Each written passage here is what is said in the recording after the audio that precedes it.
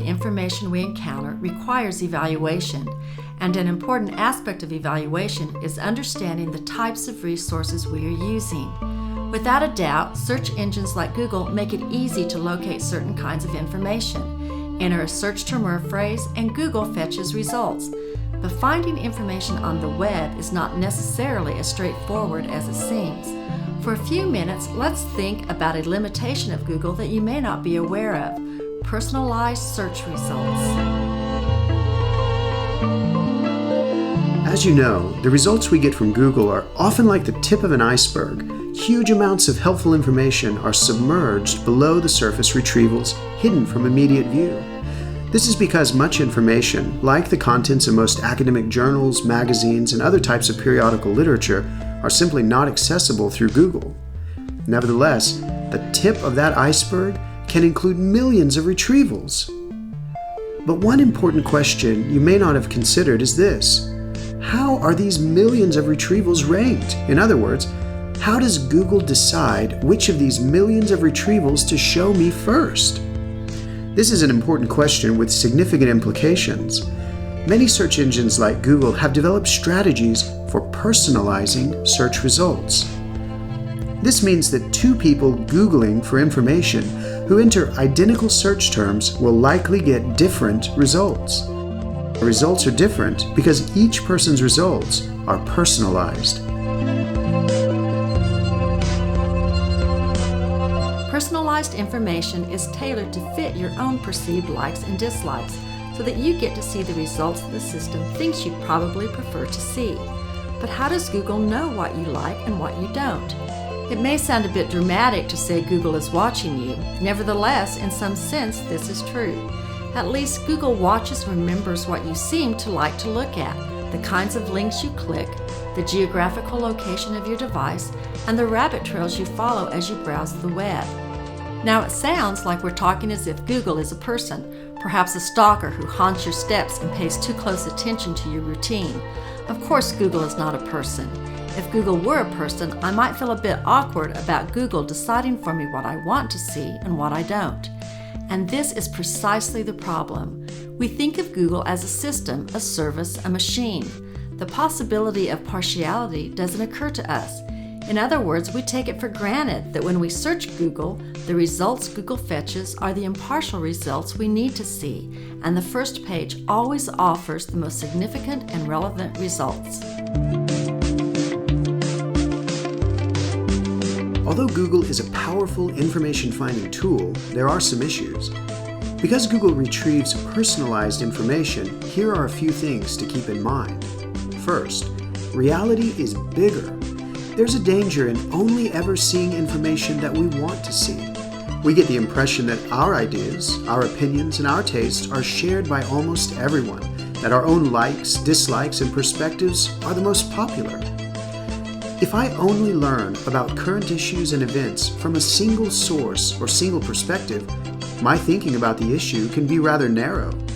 And if I've not been exposed to contrary ideas and opinions, what happens when I encounter someone in class who thinks completely differently from me? Are her ideas and opinions less valid because they're informed by a different source from my own? Maybe, but maybe not. Personalized results from Google that are tailored to show me what I want to see can create an unrealistic sense that my own perspectives and opinions are superior, since they always seem to make the first page of results. A second issue to be aware of is best captured in the golden rule of research. You never know what you didn't find. When Google retrieves results and ranks them according to my perceived preferences, there may be loads of significant information sources that simply don't pop up on the first page of results. Most of us tend not to look beyond page 1 or 2 of our results, assuming that the best results are ranked first. But the problem for effective research is clear. You simply don't know about what you didn't find. A third issue is information junk food. To explain this concept, let's listen to a clip from Eli Pariser on TED-Ed. So it's not just Google and Facebook either. You know, this is something that's sweeping the web. There are a whole host of companies that are doing this kind of personalization. Yahoo News, the biggest news site on the internet, is now personalized. Different people get different things. Huffington Post, Washington Post, New York Times, all flirting with personalization in various ways. And where this moves us very quickly toward a world in which the internet is showing us what it thinks we want to see, but not necessarily what we need to see. As Eric Schmidt said, it'll be very hard for people to watch or consume something that has not, in some sense, been tailored for them. So I do think this is a problem. And I think if you take all of these filters together, if you take all of these algorithms, you get what I call a filter bubble. And your filter bubble is kind of your own personal, unique universe of information that you live in online. And what's in your filter bubble depends on who you are, and it depends on what you do. But the thing is that you don't decide what gets in.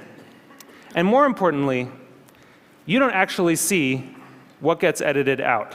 So one of the problems with the filter bubble was discovered by some researchers at Netflix.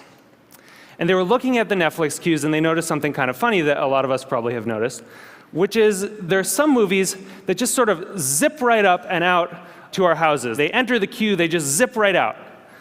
So Iron Man zips right out, right? And Waiting for Superman can wait for a really long time. What they discovered was that in our Netflix queues, there's kind of this epic struggle going on between our future aspirational selves and our more impulsive present selves. You know, we all want to be someone who has watched Rashomon. But right now, we want to watch Ace Ventura for the 4th time.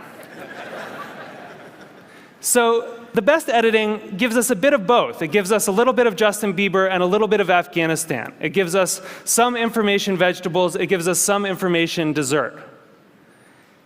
And the challenge with these kind of algorithmic filters, these personalized filters, is that because they're mainly looking at what you click on first,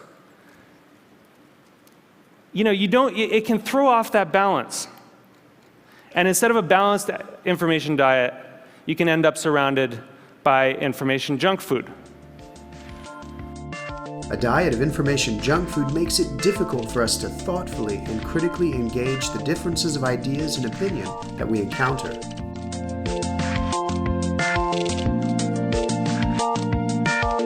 So when it comes to Googling for information, it's important to keep in mind not only the advantages, but also the limitations of personalized results provided to us by search engines.